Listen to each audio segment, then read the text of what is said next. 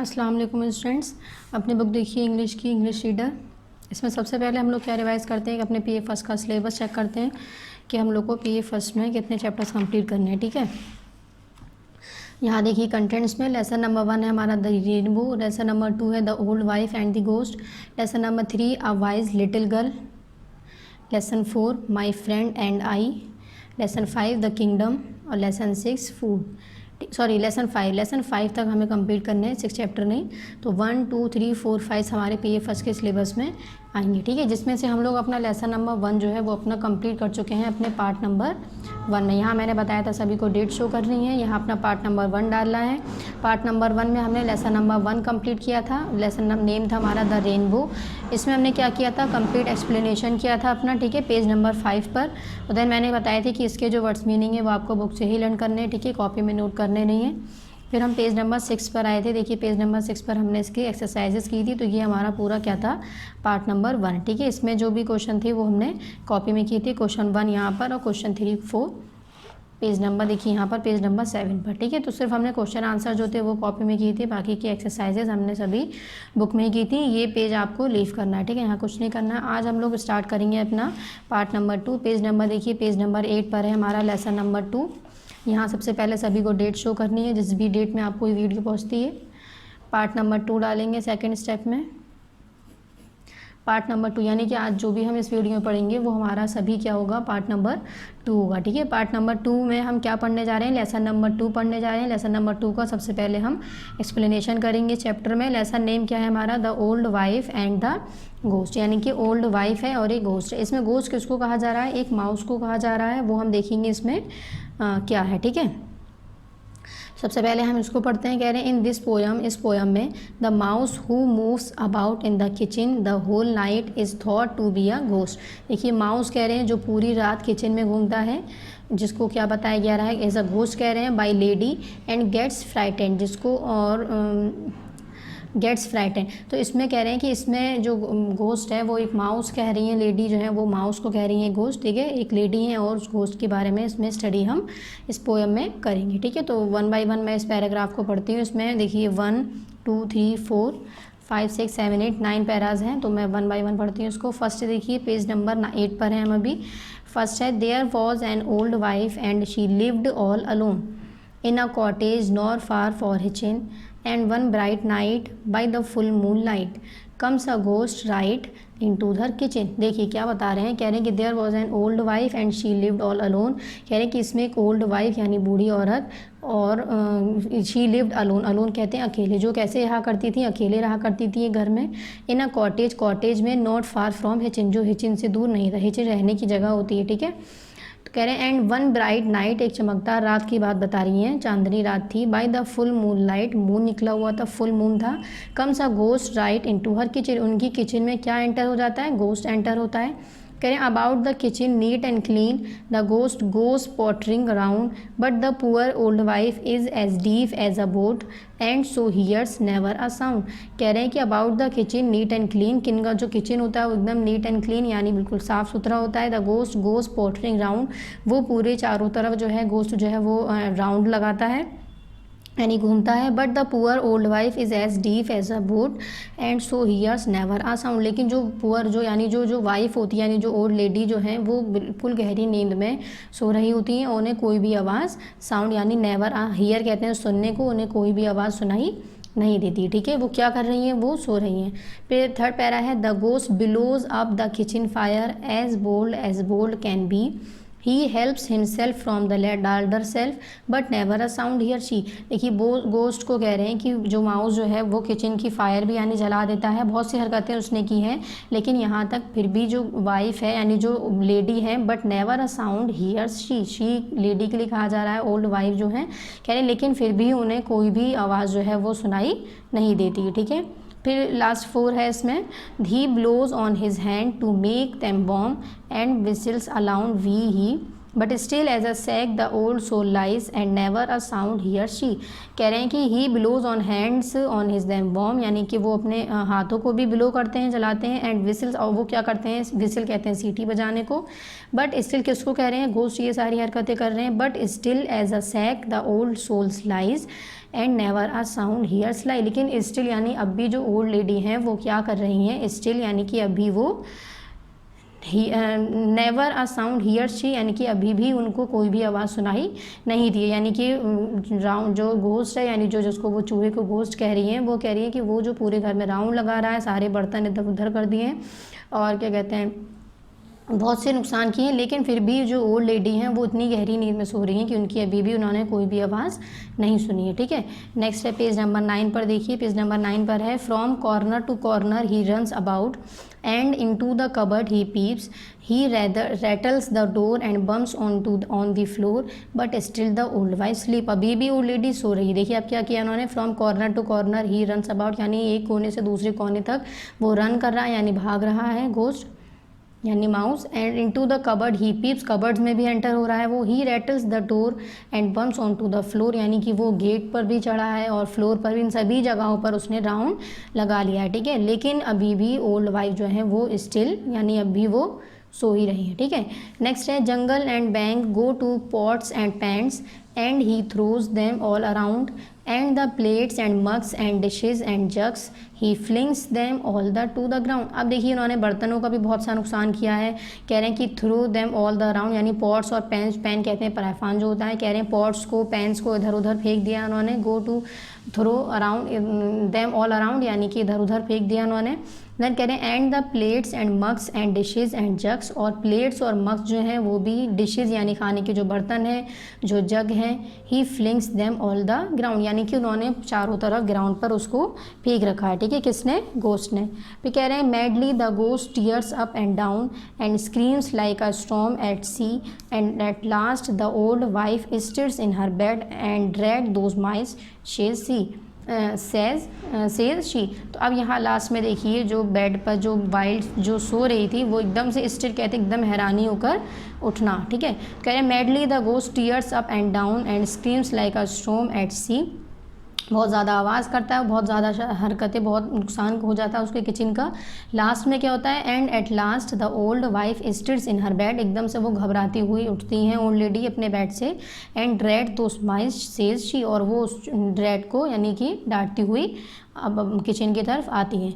फिर कह रहे हैं then the first cock crows and morning shows and the troublesome ghost away but oh what a pickle the poor wife see when she gets up next day. लेकिन कह रहे हैं कि जब क्या होता है, फिर जब वो नेक्स्ट डे उठी हैं, गेट अप यानी उठना, तो उन्होंने क्या देखा, जब वो किसकी आवाज़ से उठी हैं, कॉक क्रोज यानी मुर्गी की आवाज़ जो आई है सुबह के वक्त, मॉर्निंग शोज़ यानी उन्हें सुबह नज़र आई है, and the troublesome ghost away, उन्हें ऐसा लगा है कि कोई घोस्ट एंटर हुआ है उनके किचन में। But oh what a pickle the poor wife see, लेकिन उन्होंने किचन में कह रहे हैं कि क्या देखा, when she gets up next day, जब वो किचन में नेक्स्ट डे यानी कि सुबह में जब उठती हैं। ठीक है, देन कह रहे हैं कि there is tidy big mice the old wife think and off she goes to kitchen and a tidy big cat she fetches back to keep the mice from her kitchen. अब उन्होंने क्या last में किया है, उन्होंने सोचा कि मेरे ये जो घर किचन में की जो हालत की है वो एक माइस ने की है, यानी माउस ने की है, जो एज अ घोस्ट है जिसको वो कह रही है वो नेक्स्ट डे क्या करती है, उनका जो big there is tidy big mice the old wife think कहते हैं सोचने को, यानी जो ओल्ड वाइफ है वो क्या सोच रही हैं कि ज़रूर यहाँ पर कोई बड़ा सा माइस आया होगा। ठीक है, कह रही है and off she goes to Hitchin, और वो हिचिन जाती है यानी कि मार्केट में जाती हैं और वो वहाँ पर क्या करती हैं, एक बड़ी सी कैट लेकर आती हैं, किस लिए, ताकि वो जो भी उस घर में चूहे आए उसको वो मार सके। ठीक है, to keep the mice from her kitchen, यानी कि वो किचन में जो भी माउस है यानी माइस जो एंटर हो रहे हैं, जो उसके घर का नुकसान कर रहे हैं, वो ना कर सकें। ठीक है, तो इस चैप्टर में हमें माउस के ओल्ड वाइफ और एक घोस्ट की स्टोरी बताई गई थी, यानी कि माउस की स्टोरी बताई गई थी। ठीक है, मैं एक बार और इसको एक्सप्लेन कर देती हूँ। There was an old wife and she lived all alone in a cottage not far from Hitchin, and one bright night but the full moonlight comes a ghost right into her kitchen। कह रहे हैं कि सुबह की बात, रात की बात है, पूरा सूरज फुल मून था, फुल मून नाइट थी सॉरी।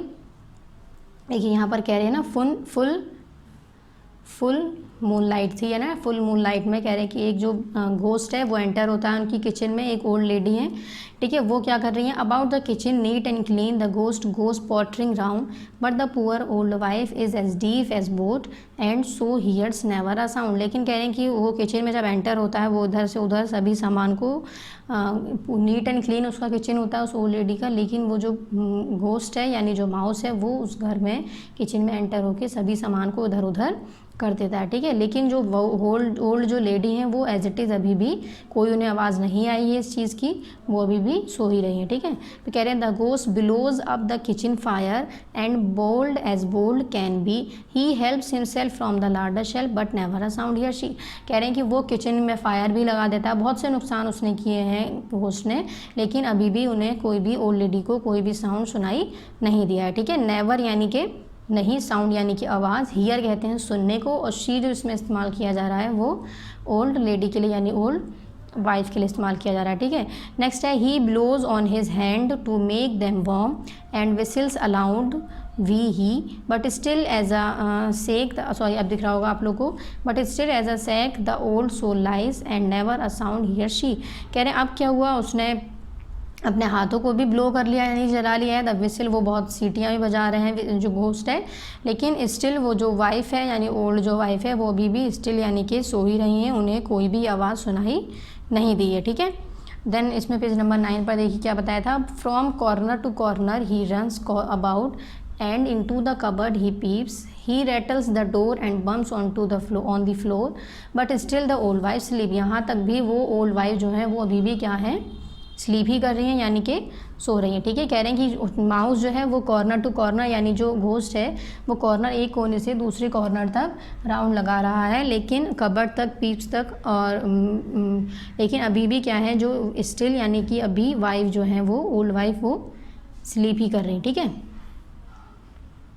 नेक्स्ट है jangle and bang go to pots and pans and he throws them all around and the plates and mugs and dishes and jugs he flings them all the to the ground. कह रहे हैं कि dishes jugs ये सभी चीज़ें, pots है, पैंस है, मग, plates, ये सभी चीज़ों का उन्होंने ग्राउंड में ऑल ओवर यानी इधर उधर फेंक दिया है, किसने, घोस्ट ने, ठीक है। तो कह रहे हैं madly the ghost tears up and down and screams like a storm at sea and at last the old wife stills in her bed and drag those mice says she. Last में क्या होता है, वो एकदम से घबराती हुई old lady जो है वो थोड़ी उन्हें आवाज़ आती है और वो उठती है और उस माइस को थोड़ा सा डांटती हुई बाहर की साइड यानी किचन की साइड अंदर की साइड वो एंटर होती हैं, ठीक है, अंदर आती हैं। तो कह रहे हैं then the first cock crows and morning shows and the troublesome ghost away but oh what a pickle the poor wife sees when she gets up next day। कह रहे हैं कि उन्होंने क्या देखा कि क्या नज़र आता है, कॉक की आवाज़ आती है उन्हें नज़र, सुबह हुई हुई दिखती है यानी कि सुबह का टाइम है, कॉक की आवाज़ आ रही है यानी मुर्गा बांध लगा रहा है। देन कह रहे हैं कि उन्हें वो क्या सोचती हैं, but oh a pickle a poor wife see, वो नेक्स्ट डे क्या देख रही हैं, सी कहते हैं देखने को, when she gets up next day, get कहते हैं उठने को, गेट अप, तो कह रहे हैं कि जब वो नेक्स्ट डे उठी हैं, ठीक है। क्या देखा उन्होंने, there is tidy by big mice the old wife think and off she goes to kitchen and a tidy big cat she fetches back to keep the mice from her kitchen. कह रहे कि उन्होंने kitchen में क्या देखा है, वो think कहते हैं सोचने को, ओल्ड वाइफ जो स्टोरी में है कह रही है ओल्ड वाइफ क्या थिंक कर रही हैं या क्या सोच रही हैं कि ज़रूर मेरी किचन में एक बड़ा सा माइस यानी माउस जो है वो एंटर हुआ होगा, ठीक है। And off she goes to Hitchin, फिर वो क्या करती है हिचन जाकर यानी बाहर जाकर, and a tidy big cat she fetches back, और वो एक बड़ी सी बिल्ली लेकर आती हैं, कैट लेकर आती हैं। क्यों लेकर आती हैं, ताकि वो जब कैट रहेगी तो वो चूहे को एंटर उनके किचन में नहीं होने देगी, ठीक है। तो ये हमारा टोटल वो था एक्सप्लेनेशन पेज नंबर 8 और पेज नंबर 9 पर। अब नेक्स्ट आइए इसके एक्सरसाइजेस स्टार्ट करते हैं हम। पेज नंबर 10 पर देखिए, पेज नंबर 10 पर सबसे पहले टिक द करेक्ट ऑप्शन है, देन ए है हमारा tick the correct option, B है हमारा, इसमें देखिए इस वर्ड्स के अकॉर्डिंग इसको हमें कंप्लीट करना, ये भी हम समझाएंगे भी। सी इसमें देखिए सबमिट असिस्टेंट में क्या है, इसमें प्रीफिक्स लगाने, प्रीफिक्स वो होते हैं जो हम स्टार्टिंग में वर्ड लगाते हैं, ऐड करते हैं, ठीक है। कोई भी वर्ड हम स्टार्टिंग में ऐड कर रहे हैं तो वो हमारा प्रीफिक्स है। सफिक्स हम वर्ड के लास्ट में ऐड करते हैं कोई वर्ड, वो हमारा सफिक्स। तो इसमें प्रीफिक्स ऐड करने वो कौन कौन से हैं, इन है, इर, एम और अन, ये चारों वर्ड्स हमें इसमें ऐड करने हैं इसके अकॉर्डिंग, वर्ड के अकॉर्डिंग। देन हमें राइमिंग वर्ड्स लिखने हैं जो हमारे चैप्टर में है। राइमिंग वर्ड्स वो होते हैं जिनकी एक सी आवाज़ निकलती है, सेम वॉइस होती है बोलते वक्त। देन क्वेश्चन आंसर है, 2 क्वेश्चन है, ये हम कॉपी में करेंगे। कॉपी में सिर्फ और सिर्फ हमें क्वेश्चन आंसर ही करने हैं, ठीक है। बाकी के अदर एक्सरसाइजेज हमें बुक में ही करनी है। तो चलिए हम स्टार्टिंग करते हैं ए से। ए है हमारा फॉर्मेटिव असिस्टेंट में कह रहे हैं कि ए है टिक the correct option. 3 tick the correct options हैं इसमें। तो फर्स्ट देखिए जिसमें आपको 3 ऑप्शंस गिवन है, ठीक है। फर्स्ट है a ghost come right into हर। जो गोस्ट होता है वो कहाँ पर जाता है, बेडरूम में या स्टोर रूम में या फिर किचन में। तो गोस्ट जो था यानी जो माउस जो था वो कहाँ एंटर हुआ है, उस किचन में, ठीक है। चैप्टर में हमने पढ़ा था किचन में ही उसने सारे नुकसान किए हैं। देन सेकंड है the poet has describe that we may save our life from the heart. कह रहे हैं पोइट जो हैं वो क्या डिस्क्राइब कर रहे हैं चैप्टर में कि हमें अपने लाइफ को सेव करना चाहिए। अपनी लाइफ में किस चीज़ को सेव करना चाहिए, अपनी लाइफ की कंडीशंस को या फिर सिचुएशंस को, दोनों ही चीज़ों को हमें सेव करके रखना चाहिए, ठीक है। तो यहाँ पर हम क्या करेंगे, बोथ ए एंड बी यानी ए ऑप्शन भी हमारा करेक्ट है और बी ऑप्शन भी करेक्ट है। तो हम इन दोनों को टिक ना करके सी ऑप्शन को टिक करेंगे। सी का मतलब दोनों ही ऑप्शन करेक्ट है हमारे, ठीक है। देन 3 है इसमें in the poem N old wife lived all. कह रहे हैं इस पोयम में जो ओल्ड वाइफ है वो कैसे रहती है, अपनी फैमिली के साथ है यानी विद हर फैमिली, यानी अपनी फैमिली के साथ हैं, अलोन है या फिर अकेली हैं या फिर नन ऑफ दी या फिर कुछ भी नहीं। तो हमने क्या पढ़ा था कि जो ओल्ड लेडी हैं वो अपने घर में कैसे रहती हैं, अलोन रहती हैं। अलोन कहते हैं अकेले रहने को। देखिए यहाँ पर हमने पढ़ा था there was an old wife and she lived all alone, ठीक है। तो यहाँ पर हमारा क्या हो जाएगा, बी ऑप्शन हो जाएगा करेक्ट, अलोन। तो फर्स्ट में हमारा क्या हो गया, किचन यानी ऑप्शन सी किचन।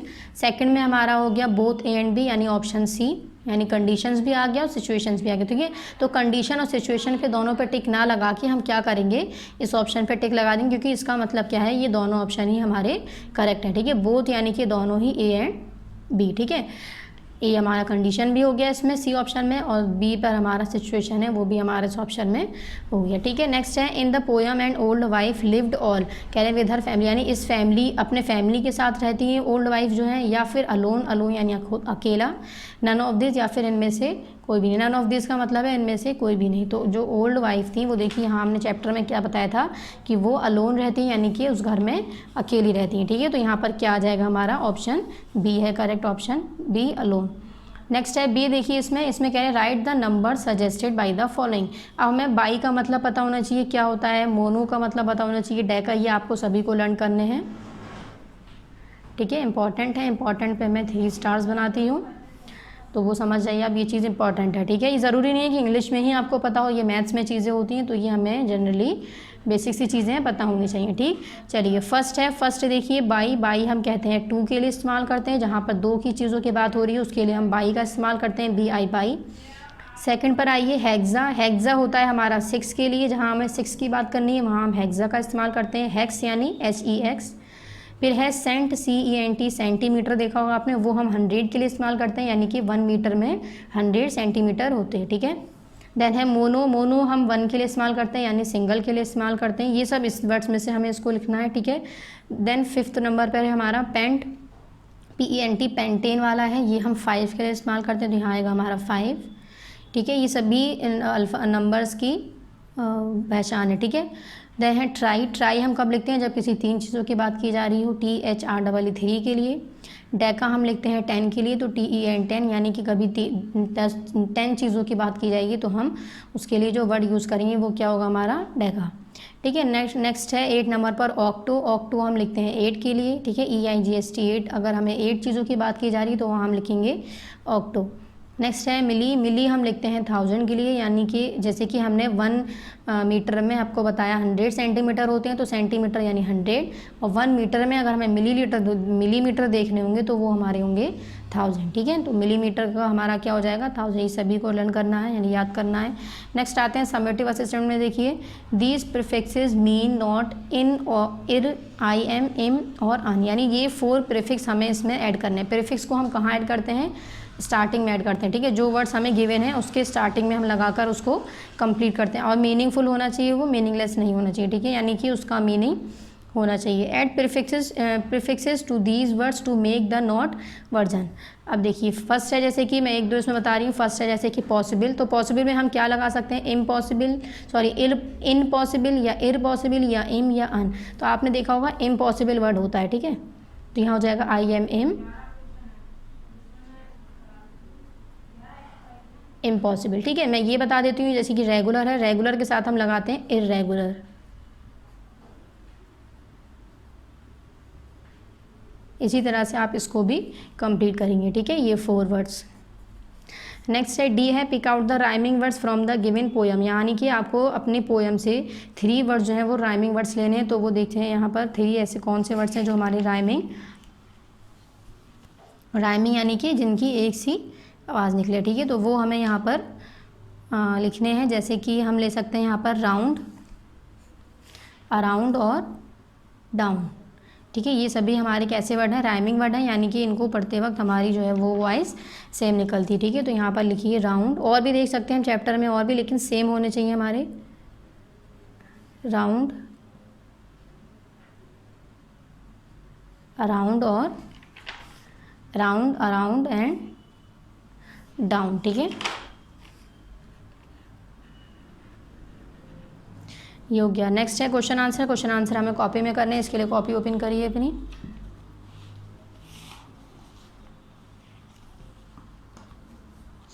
देखिए यहाँ सभी को अपना नेम शो करना है, क्लास, यहाँ कुछ नहीं लिखना है, यहाँ सब्जेक्ट इंग्लिश, एक पेज यहाँ पर लीव करना है। फिर मैंने पार्ट नंबर 1 के क्वेश्चन आंसर आपको करवाए थे, 3 क्वेश्चंस। देखिए यहाँ बताया था मैंने डेट शो करनी है। देन यहाँ पार्ट नंबर 1 में हमने लेसन नंबर 1 अपना स्टार्ट किया था, द रेनबो, लेसन नेम था रेनबो।